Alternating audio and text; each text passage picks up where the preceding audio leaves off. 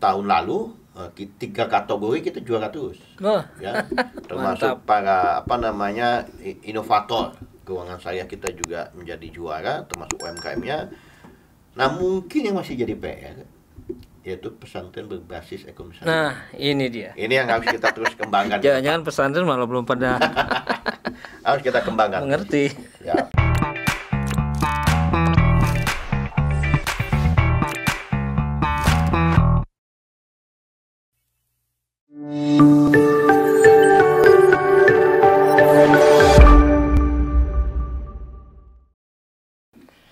Visi pembangunan Indonesia ke depan akan memasukkan ekonomi syariah sebagai salah satu pilar yang dianggap strategis untuk membangun ekonomi berkelanjutan di Indonesia.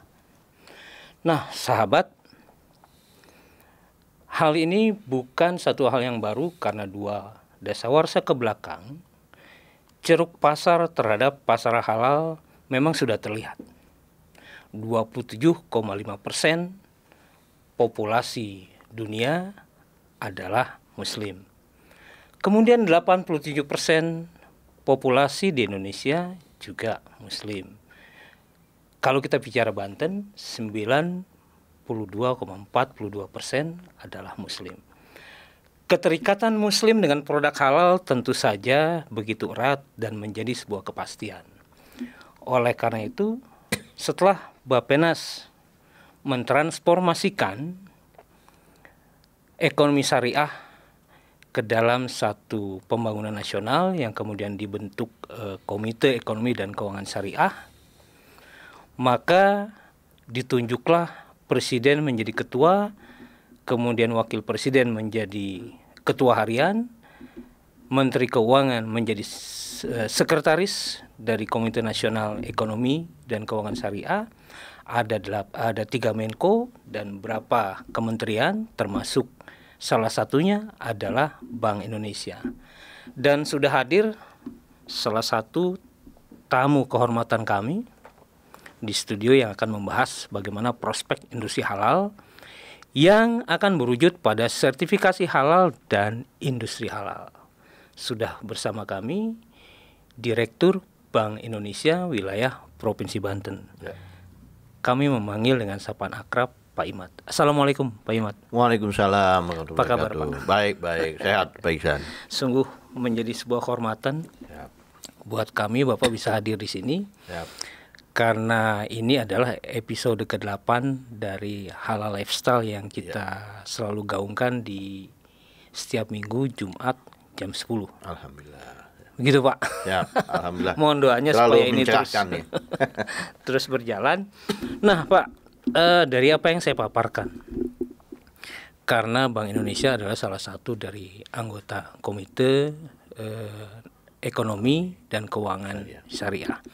Kalau di Banten Pak, apa sesungguhnya yang kemudian menjadi perhatian Bank Indonesia?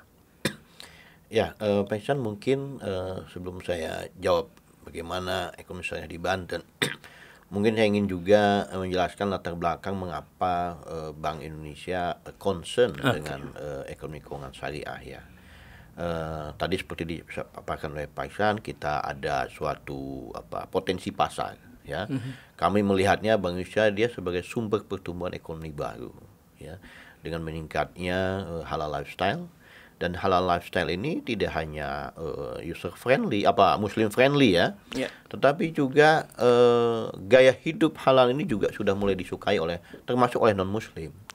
Sehingga ini menjadi satu potensi baru pertumbuhan ekonomi. Dan Indonesia tadi disampaikan sebagai negara yang memiliki jumlah Muslim juga terbesar, mengapa kita tidak memanfaatkan sumber potensi ekonomi ini sebagai juga bagian yang terintegrasi dengan upaya program pengembangan ekonomi nasional begitu.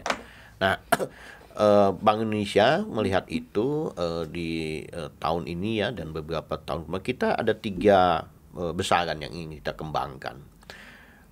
Pertama, penguatan ekonomi halal ya, termasuk halal value chain, baik itu fashion, makanan ya, dan produk-produk lainnya.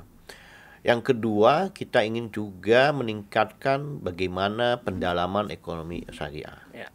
Dalam konteks ini adalah pertama kita sadari ya, dulu Bank Indonesia ketika pengawasan bank masih dari Bank Indonesia, ingat sekali kita di tahun-tahun 90 kita mendirikan Bank Muamalat ya, sebagai bank syariah pertama di Indonesia. Harapan kita ini bisa dimanfaatkan sebagai sumber pendanaan ya, bagi pembangunan ekonomi nasional dengan memanfaatkan atau dengan mengoptimalkan tadi besarnya kaum muslim yang ingin menyimpan dananya di lembaga syariah. Nah, ketika ini dikembangkan, mengapa dalam perjalanannya tidak begitu optimal lah ya, seperti halnya Malaysia mungkin. Bank Indonesia melihat bahwa waktu kita kembangkan bank muamalat atau bank syariah, itu sama seperti kita analoginya kita membuat mobil ya, kendaraan.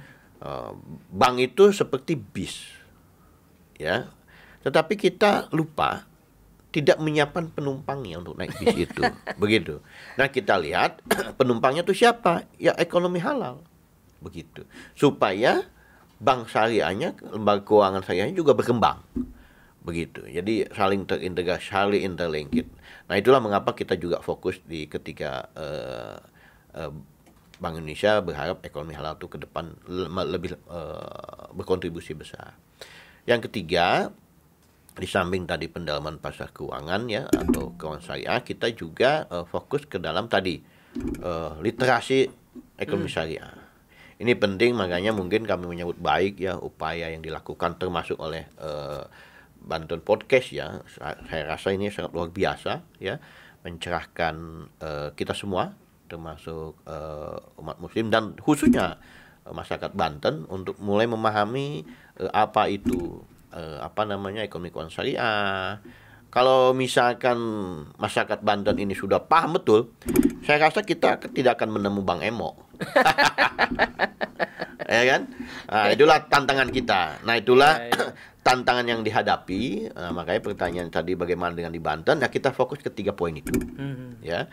Jadi kami di Banten juga berkoordinasi ya dengan pemerintah daerah bagaimana penguatan sertifikasi bagi UMKM halal ya, termasuk juga capacity buildingnya, karena kita lihat juga kan itu melibatkan banyak pihak ya, halal centernya, bagaimana capacity buildingnya kita mesti siapkan, bagaimana kuratornya, ya kan, terus bagaimana juga UMKM-nya, ya, pasti mereka perlu pendampingan dan sebagainya. Inilah yang kita kolaborasikan ya agar kita ke depan nanti pengembangan halalnya itu semakin baik begitu. Jadi di pendalaman juga kita kebetulan di kita tuh ada namanya BMPD ya, Bank Indonesia itu sebagai pembina dari Badan Musyawarah Perbankan Daerah. Salah satunya di situ juga ada Bank Syariah ya. Nah, ini kita sama-sama juga kolaborasikan bagaimana langkah pembiayaan, tidak hanya dari sisi bank konvensional atau bank syariah, tetapi kita juga mengoptimalkan sumber-sumber pendanaan pembiayaan syariah lainnya seperti wakaf ya. Makanya kita misalnya lembaga dengan amil zakat juga kita ada koordinasi, ada komunikasi. Maaf agak potong dikit. Ya, mengapa? Perlu nggak ada dikotomi yang selama ini berkembang di masyarakat? Dalam membangun ekonomi halal itu ada yang beranggapan harus berbasis lembaga ekonomi syariah, ada yang menafikan bank konvensional. Mungkin kalau itu kan kembali kepada keyakinan masing-masing ya. Kami tidak terlalu fokus di sana, tapi yang pasti kepada tadi kembali lagi umat muslim dan juga mungkin non muslim ya, yang tanda petik ingin memanfaatkan sistem, karena kita yang harus diingat ekonomi syariah itu bukan sebagai ekonomi tanda petik kaitan dengan religi, tetapi sebagai suatu konsep ekonomi begitu. Betul. Ya kan, sama halnya kita kalau di ekonomi itu kan ada mahjab K-Nation, ada mahjabnya klasik begitu kan. Nah ini pun ada suatu pendekatan yang siapapun bisa menggunakan begitu. Jadi ada perubahan paradigma. Betul. Kalau konsep halal yang tadinya dipahami sebagai sebuah tuntunan syariat, yang kemudian hanya menjadi tanggung jawab ulama, menjadi persoalan agama, sekarang bergeser. Dia menjadi sebuah konsentrasi yang mencoba mengedepankan kualitas dan kenyamanan yang berdampak pada lingkungan sepanjang hayat. Nah, Pak Imad, persoalannya ketika ekonomi halal ini hendak dikembangkan, kalau nggak salah risetnya kan oleh Bappenas sudah dari 2015 tuh, dari 2016 yang kemudian dikeluarkan Kepres 28/2020 yang diserahkan kepada Komite Nasional Ekonomi dan Keuangan Syariah. Dan sekarang di bawah Kementerian Keuangan. Di Banten kendalanya apa, Pak? Sehingga nyaris nggak terdengar sebetulnya. Ya mungkin kan sebenarnya dengan adanya waktu Connect dibuat gagasan dimunculkannya kan waktu dibangun Connect itu memang belum sempurna ya. Kenapa belum sempurna? Karena teknis pelaksanaan di daerah itu tidak dituliskan dengan diatur dengan sangat rigid begitu, sehingga daerah-daerah juga kan agak kesulitan. Ini gimana teknisnya di lapangan begitu. Nah, gagasan muncul, kami juga dapat informasi dari para senior-senior. Oh, dulu Banten punya usulan KEDEK, Komite Daerah Ekonomi Keuangan Syariah, dan itu Banten yang pertama loh usulannya. Tapi kan karena mungkin dalam perkembangannya ini bagaimana acuan aturannya ya secara hukum, sehingga beberapa daerah misalkan di Sumatera Barat ya, ataukah di Nusa Tenggara Barat itu pakai pendekatan, ada yang pakai surat gubernur, ada yang pakai keputusan gubernur atau peraturan gubernur begitu. Jadi berbeda-beda. Nah itu yang mungkin yang membuat beberapa kendala pembentukan Komite Daerah Keuangan Ekonomi Syariah di setiap daerah begitu. Sehingga kalau tidak salah sekarang mungkin ada 8/9 baru provinsi yang punya KEDEK itu.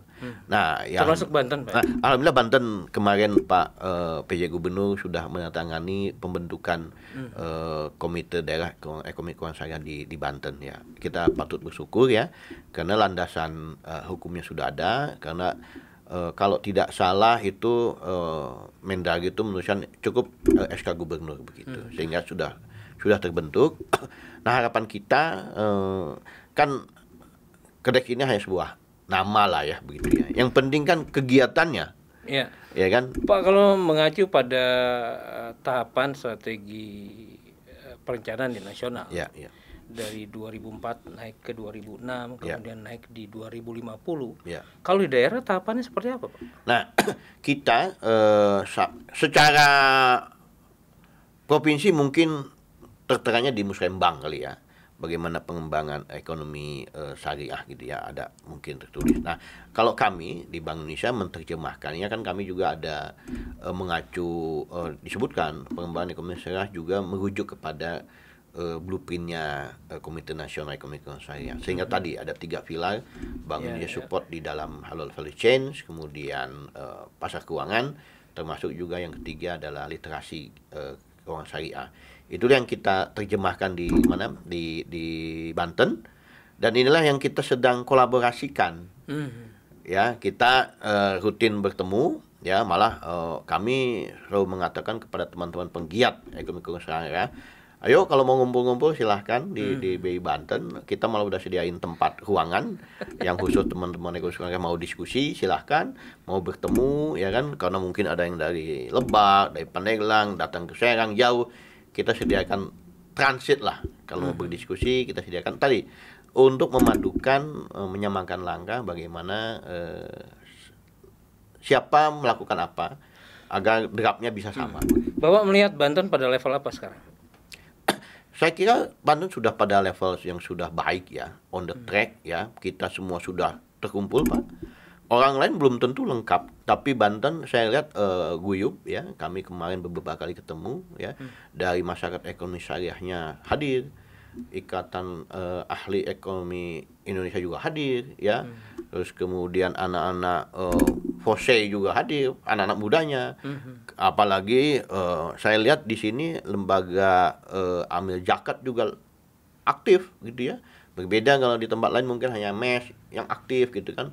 Kalau di sini hampir semua komponen hadir dan tinggal menyamakan langkah saja. Nah, untuk BI di Banten, Siap.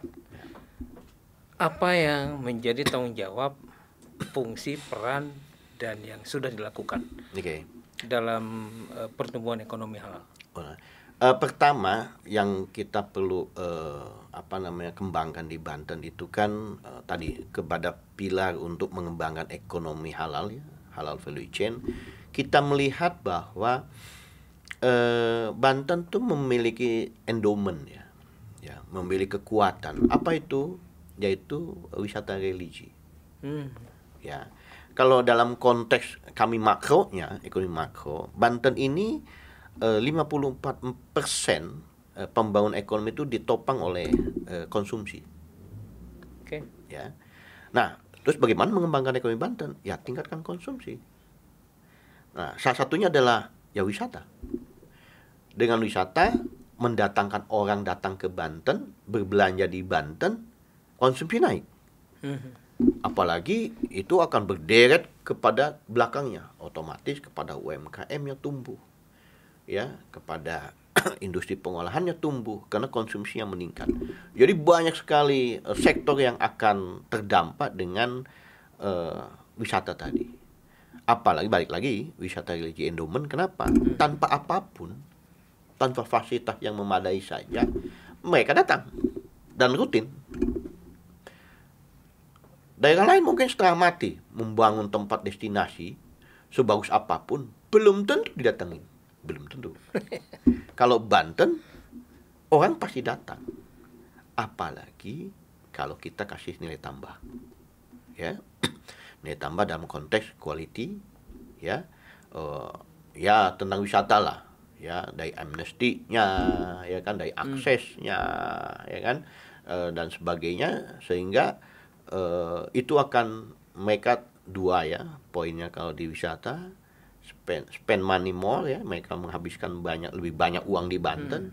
Yang kedua ya mereka stay longer, tinggal lebih lama di Banten.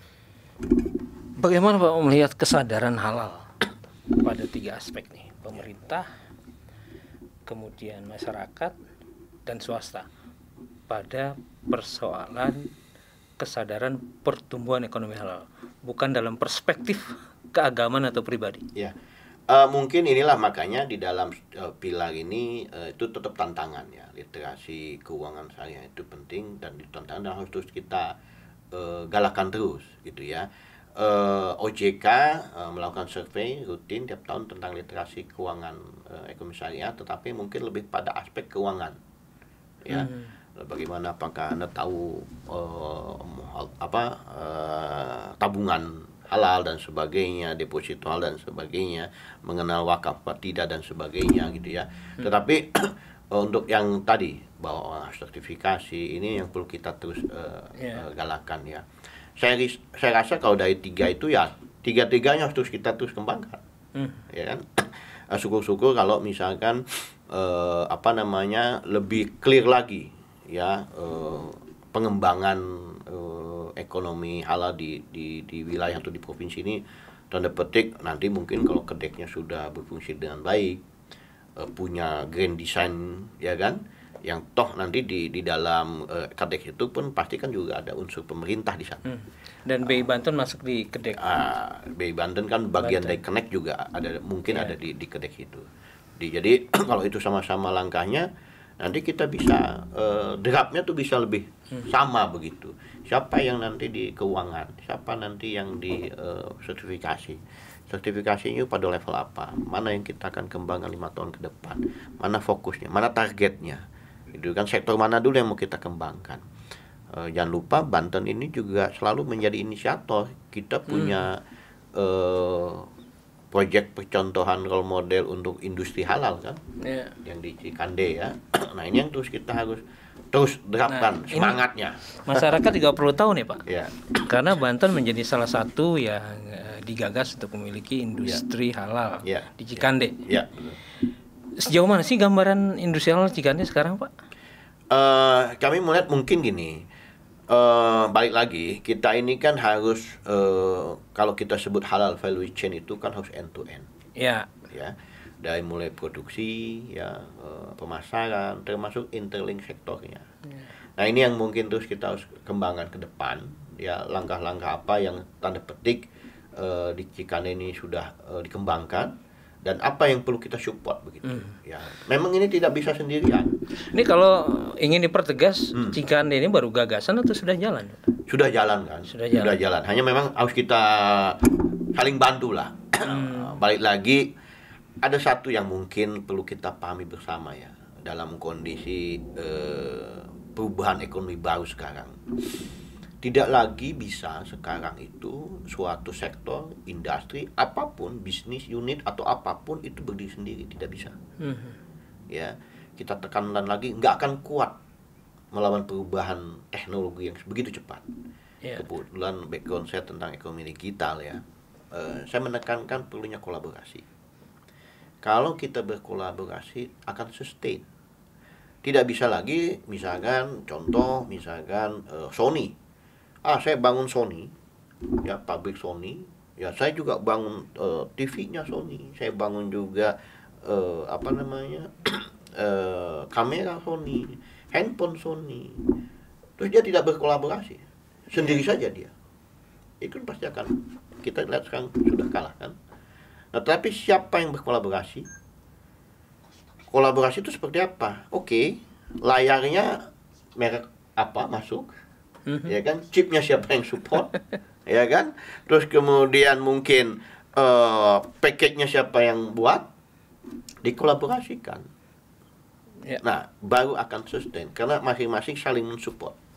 Itu dunia ekonomi kita saat ini yang kita hadapi. Tanpa tahu kolaborasi tidak akan jalan, termasuk program. Ya, makanya kita Bank Indonesia selalu menekankan yuk kolaborasi. Nah, biar masyarakat tahu Pak, pada persoalan ekonomi halal, Bank Indonesia punya program apa aja? Ya. Nah, tadi kembali lagi kita sedang ingin mengembangkan wisata halal. Ya, bukan wisata halal dalam konteks membangun, tapi mana-mana karena itu yang sudah ada endowment. Kita ingin memulai misalkan contoh gini. Kita ingin mengembangkan, kita sedang jajaki ya, dan ini sudah beberapa kali kita ada pembahasan misalkan di Banten, Masjid Agung Banten. Ya. Ya, orang datang kan harusnya spend money a lot. Tidak hanya datang, foto-foto, pulang. Ya. Hanya bawa sampah. Ya. Nah, ada nggak ekonomi yang kita bisa gali? Nah, mungkin kita bisa, mungkin ada zona kuliner halal di sana. Ya, yang mensupport mereka, makan mereka. Dalam konteks itu, Bank Indonesia apakah langsung menjadi advisor masyarakat atau lewat lembaga di pemerintahan? Nah, kita pasti bekerjasama dengan pemerintah daerah ya. Jadi nggak pernah terjun langsung? Nah, kita pasti dengan pemerintah daerah, karena yang pasti semua kan BI hadir itu di daerah kan untuk membantu pemerintah daerah, ya, sehingga misalkan pemerintah daerah, oke, mana kawasan yang kita mau bangun, ya, kita sama-sama, masing-masing kan punya kewenangannya, ya, BI misalkan di capacity buildingnya, terus kemudian ada perbantuan untuk misalkan membantu UMKM-nya, ya, atau termasuk untuk capacity terkait dengan sertifikasi halalnya, memberikan contoh gitu. Saya ingin tahu pendapat Bapak. Perbedaan data UMKM yang kemudian menyebabkan parsialnya pendekatan sertifikasi halal, ditambah supporting dana APBD yang masih belum berpihak pada satu pendekatan tujuan nasional yang begitu gegap gempita. Berapa waktu lalu di episode keberapa saya lupa, ada satu narasumber dari pemerintahan yang menyatakan bahwa sertifikasi halal yang didukung oleh pemerintah daerah setiap tahun hanya 200 juta dengan asumsi ada 2 juta UMKM. Apa komentar Bapak? Ya, sebenarnya kembali ya, pemerintah kan bagian ya. Sebenarnya tanggung jawab tadi ekonomi keuangan syariah itu kan makanya dibentuk KEDEK dan KENEK. Itu adalah tanggung jawab kita bersama. Ya.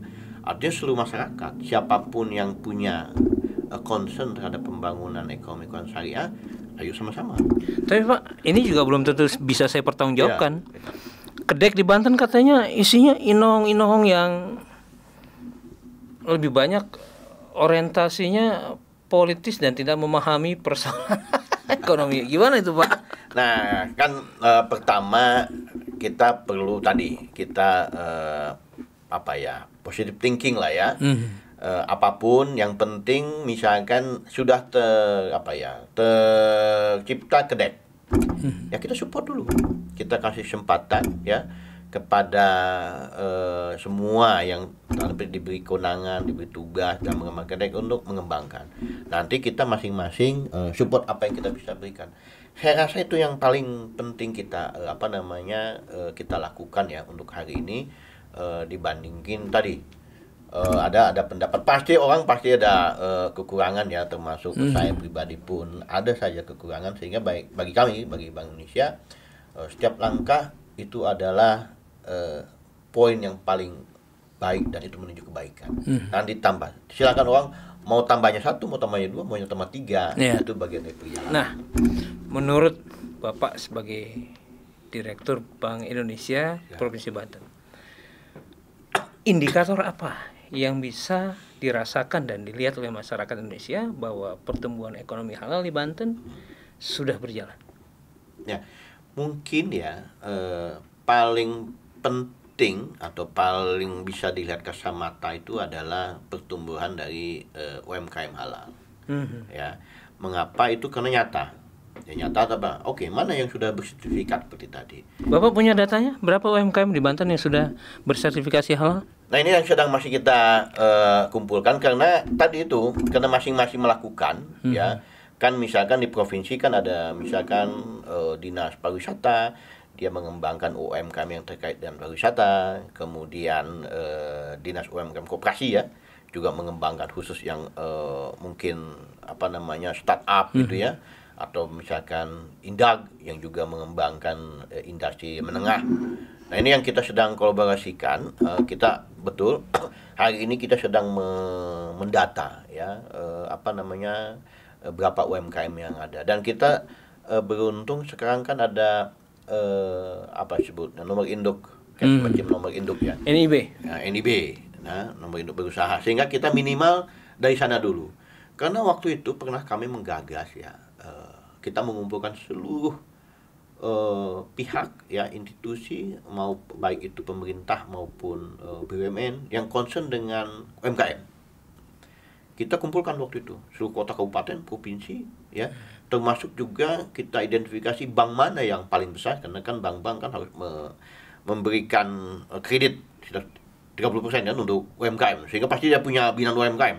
Kita panggil juga termasuk juga BUMN di Banten seperti PLN atau Steel ya kan, terus beberapa swasta juga yang banyak membina UMKM. Kita kumpulkan berapa sih mereka saat ini binaan mereka gitu, minimal dari situ kita mulai. Tapi ternyata waktu itu kami mendapat informasi, waktu itu kita BPS juga diundang dan koperasi juga diundang, itu pemerintah sedang mendata itu.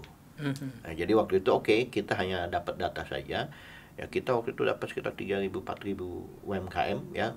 Menurut saya sih relatif kecil ya dibandingin yang sebenarnya, tapi minimal kita punya database yang sudah dibina. Nah, ini yang kita sedang akan mulai konsolidasikan, mana dari UMKM ini yang sudah bersertifikasi halal. Itu mungkin nanti ke depan akan jadi target kita. Pertanyaan terakhir Pak, dari 8 kabupaten kota mana yang menurut Bapak sudah agak lebih baik dalam memandang dan menumbuhkan ekonomi halal? Ya, otomatis ini kan kaitan lebih terkait juga dengan pendidikan ya.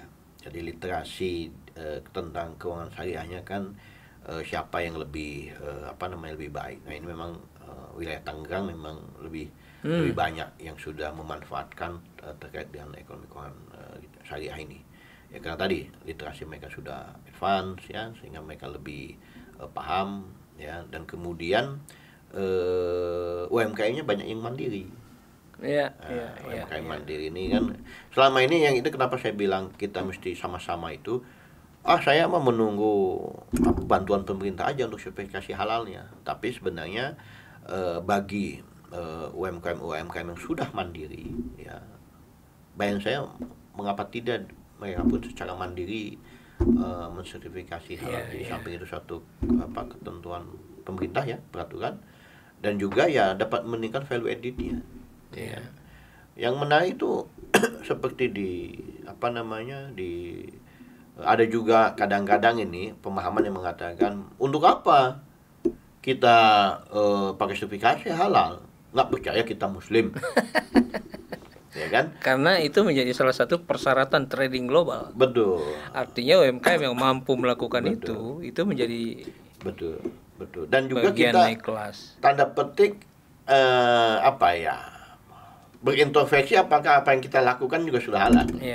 Kadang-kadang kita kan contoh lah, motong ayam saja kadang-kadang kita lupa syariahnya dan sebagainya. Yang kedua, karena ada perubahan Perundang-undangan 33 2014 yang tadinya voluntary menjadi wajib sertifikasi. Nah, Pak, terima kasih banyak. Itu yang hanya bisa kita ucapkan. Banyak sekali informasi, wawasan yang kami dapat. Mudah-mudahan juga untuk sahabat Banten Podcast. Jangan kapok, Pak. Kami butuh Bapak untuk terus kami berdiskusi. Senang sekali ya. Saya juga ada satu mungkin pesan ya. Bank Indonesia ini tadi di samping kita juga sedang mengembangkan ekonomi halal ya, value chain termasuk fashion ya, fashion halal ya. Juga kita setiap tahun itu ada namanya festival syariah halal ya, festival halal syariah, yaitu kita sebutnya Safara ya. Safara ini tiap tahun kita adakan di Banten. Nah, ini sebagai trigger sebenarnya bahan evaluasi kita sudah sejauh mana perkembangan ekonomi halal kita adakan ini, dan festivalnya setiap tahun mungkin biasanya kita bulan-bulan September Oktober. Ya kita juga minta dukungan sahabat Banten Podcast ya, untuk bantu berpartisipasi nanti, karena kita akan lombakan itu terus, lombakan hampir semua komponen yang terkait dengan ekonomi keuangan syariah dan halal ya, baik itu misalkan kompetisi bagi pondok pesantren yang berbasis ekonomi keuangan syariah. Terus kemudian juga tadi fashionnya, halalnya seperti apa di Banten, UMKM seperti apa, termasuk juga kemampuan literasi. Itu penting. Kita kompetisikan agar tadi sebagai barometer sudah sejauh mana. Karena ini biasanya secara nasional itu juga dikompetisikan. Dan alhamdulillah tahun lalu 3 kategori kita juara terus. Ya, termasuk para inovator keuangan syariah kita juga menjadi juara, termasuk UMKM-nya. Nah, mungkin yang masih jadi PR yaitu pesantren berbasis ekonomi syariah. Nah, ini dia. Ini yang harus kita terus kembangkan. Jangan-jangan pesantren malah belum pada harus kita kembangkan. Mengerti. Siap. Terima kasih, sahabat. Sekali lagi, terima kasih Bapak, sahabat, terus bersama kami dalam program Lifestyle untuk mengetahui bagaimana perkembangan ekonomi halal tumbuh dan terus tumbuh. Assalamualaikum warahmatullahi wabarakatuh. Bapak, makasih banyak. Terima kasih banyak.